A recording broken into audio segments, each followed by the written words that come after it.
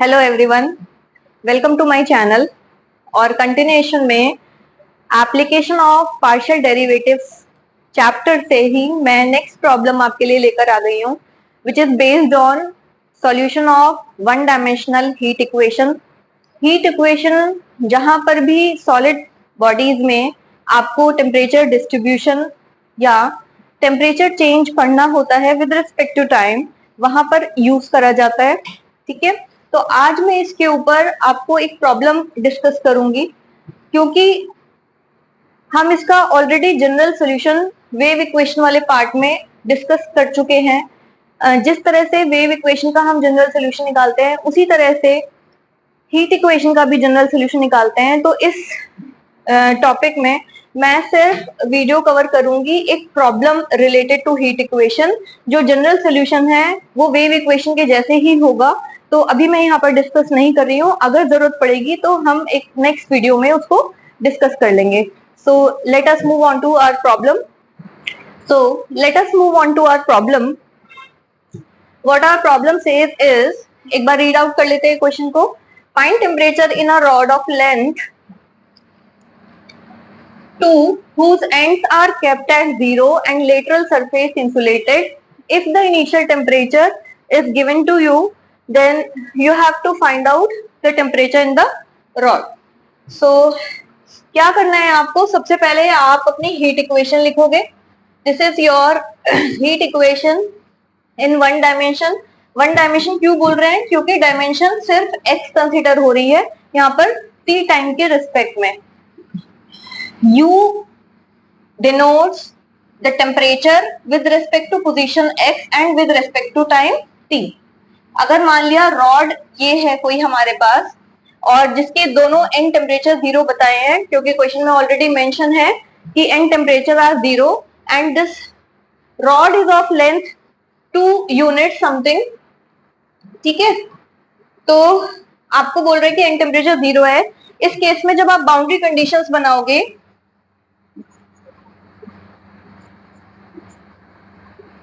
तो क्या बनेंगी वो? u x t will be 0 at x is equal to 0 लिख लीजिए, या इसको लिखने का तरीका ऐसे हो सकता है कि u 0 t is 0। u 0 t is 0 का मतलब क्या हो गया? जब पोजीशन 0 है, पोजीशन 0 है, ये वाली स्टार्टिंग पॉइंट ये है, एंड पॉइंट वो है, ये पोजीशन 0 है, ये पोजीशन लेंथ 2 हो गई क्योंकि तो पोजीशन 2 को शो कर रहा है। तो जब पोजीशन 0 है, टाइम t है, then temperature is 0। 0 initially first end का टेम्परेचर 0 है, ये टेम्परेचर को शो कर रहा है और ये इनिशियल पॉइंट पोजीशन को शो कर रहा है। नाउ u2t जो एंड पॉइंट 2 है उस पर भी टेम्परेचर 0 है, तो दूसरी बाउंड्री कंडीशन ये हो गई हमारे पास।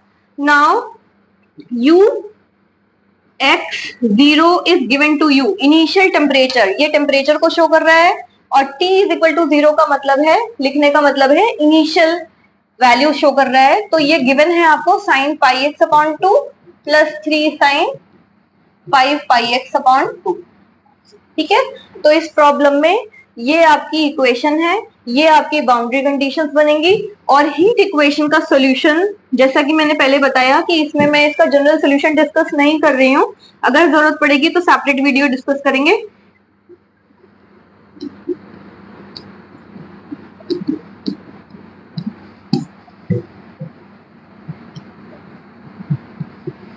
ये होता है, ठीक है, ये इसका जनरल सॉल्यूशन होता है। तो निकाला उसी तरीके से जाता है सेपरेशन वेरिएबल के मेथड से। वेव इक्वेशन का मैंने निकाल के दिखाया था और इसका आप उसी तरीके से निकाल सकते हैं। जरूरत पड़ेगी तो हम सेपरेट वीडियो डिस्कस कर लेंगे। फिलहाल मैं प्रॉब्लम डिस्कस कर रही हूँ। Let it be equation number 1 2 3 4 and 5। जैसा कि आप देख रहे हैं कि इक्वेशन नंबर 5 टेम्परेचर का, इसका हीट इक्वेशन का जनरल सॉल्यूशन है, और यहाँ पर 3 कांस्टेंट कंसीडर हो रहे हैं, C1 C2 एंड C3। और वेव इक्वेशन हम ऑलरेडी पढ़ चुके हैं कि हमारा जनरल सॉल्यूशन के ये कांस्टेंट अगर हम सॉल्व कर लेते हैं तो हमारा जो सॉल्यूशन है वो निकल करके आ जाता है। मतलब इसमें हमें constant C1 C2 C3 discuss करना है या सॉल्व करना है।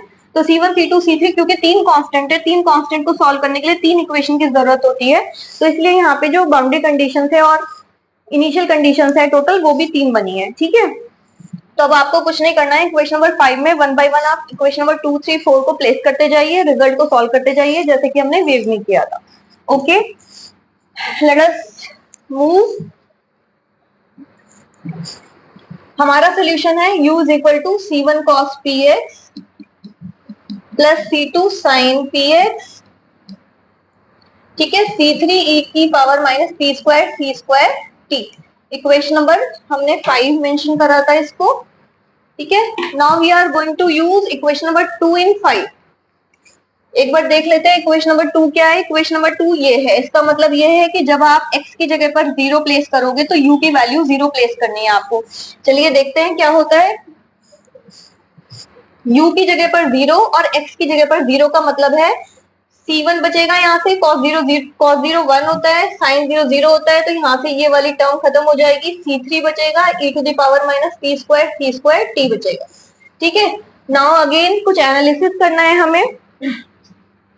अगर लेफ्ट साइड पर 0 है और राइट साइड पर दो वैल्यूज का प्रोडक्ट है, तो अंडरस्टूड है कि ये 0 इनमें से किसी की वजह से बन रहा होगा, क्योंकि ये 0 हो नहीं सकता, बिकॉज अगर ये 0 होता है तो ये पूरी इक्वेशन की सिग्निफिकेंस चली जाती है।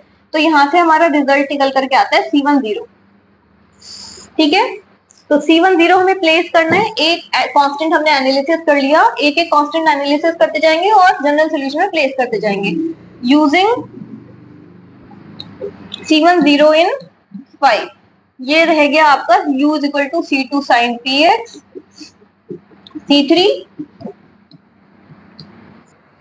अब क्या करना है, वापस से हमें इक्वेशन नंबर 6 को, ना इक्वेशन नंबर 3 को यूज करना है हमें 6 में, ठीक है। इक्वेशन नंबर 3 क्या बोल रही है, 3 कह रही है कि जब x की वैल्यू 2 है, x के प्लेस पर क्या रखा हुआ है 2, जब x की वैल्यू 2 है तो u 0 है, ये हमको प्लेस करना है 6 में। यूज कर लेते हैं, लेट u की वैल्यू 0 और C2 sin p, x की जगह पर 2 रखना है, C3 e to the power minus p square c square t, ठीक है। अगेन कंपैरिजन से रिजल्ट आएगा, लेफ्ट साइड पर 0 है, राइट साइड पर कुछ टर्म है, ये 0 हो नहीं सकता, ये 0 हो नहीं सकता, क्योंकि C1 ऑलरेडी 0 हो चुका है। एक पार्ट अगर 0 हो चुका है तो दूसरा 0 कभी नहीं होगा। नाउ यहाँ से एनालिसिस आता है p into 2 sine 2p is equal to 0, और 0 को हम लिख सकते हैं n पाई, तो यहां से रिजल्ट आया p is equal to n pi by 2। ये आप प्लेस करोगे किसमें, इसको हम यूज करेंगे यूज इन इक्वेशन नंबर 6, ठीक है। तो ये बन जाता है आपका C2 sine n pi x by 2, C3 ये रिजल्ट आपका बन गया।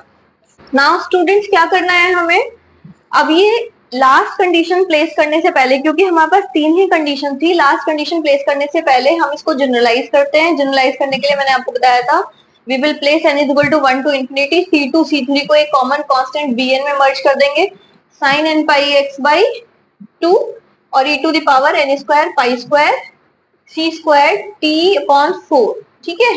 ये आपकी equation number 8। Now we have to use equation number 4 in 7।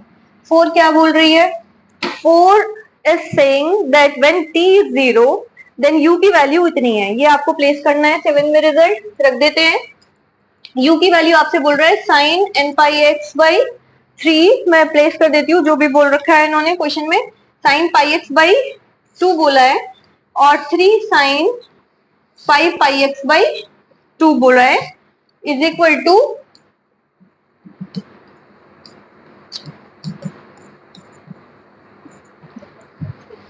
और e टू द पावर, ये वाला पार्ट आपका e टू द पावर, क्योंकि t 0 रख रहे हैं तो ये पार्ट आपका 1 बन जाएगा। तो हमारे पास रिजल्टेंट वैल्यू इतनी बची है। नाउ द लास्ट स्टेप जो हमें फॉलो करना है वो है हमें अपना रिजल्ट लेना है कंपैरिजन से। उसके लिए हमें राइट साइड वाली जो एक्सपेंशन है वो खोलना पड़ेगा, that is b1 sine pi x by 2, b2 sine 2 pi x by 2, b3 sine 3 pi x by 2 and so on. अब यहाँ पर लेफ्ट साइड पर आप दोनों कोफिशिएंट, जैसे साइन पाई x बाई 2 है यहाँ पर साइन पाई एक्स बाई 2 है, दोनों के कोफिशिएंट्स इक्वेट कर दीजिए, यहाँ पर कोफिशिएंट 1 है और इधर कोफिशिएंट b1 है, मतलब b1 की वैल्यू 1 आ गई। सिमिलरली यहाँ पे 2 पाई एक्स वाली कोई टर्म नहीं है, 3 पाई एक्स वाली कोई टर्म नहीं है, ठीक है। तो ये आपके एक तरह से b2 b3 b4 ये ऑल रिजल्ट्स विल बी 0। इसी तरह से जब हम इस एक्सपेंशन को आगे लिखेंगे तो यहाँ पे कहीं पर साइन 5 पाई एक्स बाई 2 भी टर्म आएगी जो कि इससे कंपेयर होगी, तो b5 का रिजल्ट यहाँ पे कंपैरिजन से आएगा 3। ठीक है, ये दो रिजल्ट्स आ रहे हैं, इन दोनों रिजल्ट्स को हम फाइनली इक्वेशन नंबर 8 में प्लेस कर देंगे, जो आएगा वो आपका फाइनल आंसर होगा। इस तरह से हमें अपने क्वेश्चन को सॉल्व करना है। आई होप कि आपको प्रॉब्लम क्लियर हुई होगी। Thank you everyone.